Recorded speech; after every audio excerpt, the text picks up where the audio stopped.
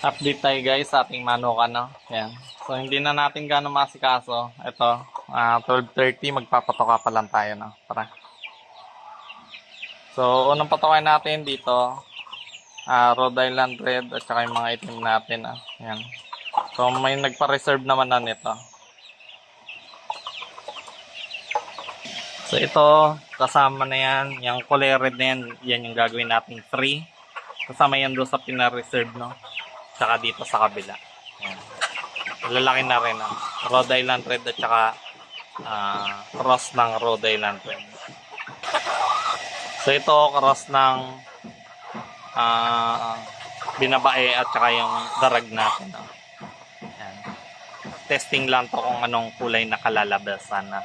So native at saka yung binabae. Ito naman yung mga purong darag natin, no? Mga babae, 4 na piraso. Ito yung pinaka first batch natin sa darag. Dito naman sa kabila, ayan, gutom na gutom, 12:30 na kasi ng tanghali, no. Ayan, ito naman yung ating ikakal, no. Mga purong darag ng lalaki. Pero pag may interesado, message na kayo guys, yan.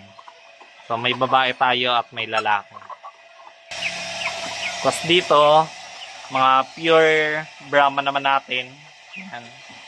So 5 piraso na lang yan. Tapos may naka-reserve na isa. Yan. Kapag may interesado, yan, quality yan. Ang hahaba ng balahibo niyan sa paa. Dark blue. Ito yung ating white kelso. Wala pa tayong pang release na. Pero malapit na rin to. Pinapaedad ko lang ng 1 year bago tayo mag-breed, no? Yan. So, wala pa tayong available dito ng mga sisiw. Ang ganda. Yan. Okay, dito naman, ito yung pure darag natin na dalawa, no? Yan. Selected ko yan, 2 pares na yan. Yan. Sila yung pumasok sa standard ng pure darag, no? Yan. Ganda niyan, guys.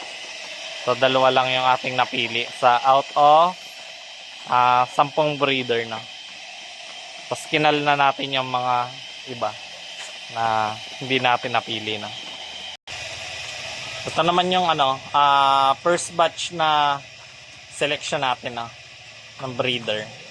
Mga sunod na henerasyon. Yan. Gaganda niyan, guys.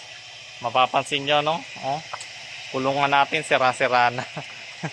Ayan, butas-butas na. Hindi pa naman nakakatakas, pero yan. Okay, goods pa yan. Ganda ng lalaki, oh. Okay. Pure darag. Ito yung third batch at saka yung fourth batch natin, oh. Ayan, ganda. Ito yung third batch. Tapos nasa dulo, maliliit pa lang yung fourth batch. Ayan. Ito yung pure darag, no? Yan. Yung second batch, hindi ko na naipakita, no? Hindi ko na na-videoan. Mamaya, babalikan natin. Yan. Ito naman yung second batch, no?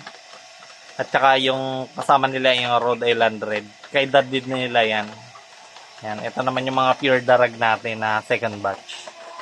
So, 2 babae. 3 lalaki, 1 babae, no? Yan. So, for culling din yung yung mga hindi mabebenta na lalaki. Tapos, tingnan natin paglaki ng babae, kung maganda. Okay. Ito naman yung ating Brahma. Yan, o. Ang ganda. Galit na galit ang itsura. Ito naman yung anak nila. Yan. Yan. Kapag may interesado yung Brahma ng mga sisiw, no? Available yan. Ito yung nanay nila. Tapos yung tatay nila, wala na. Ito naman yung lalaki natin. Buti nakapagpa tayo ng lalaki na maganda. Yan, bago mawala yung kanilang parent stock ng lalaki. No?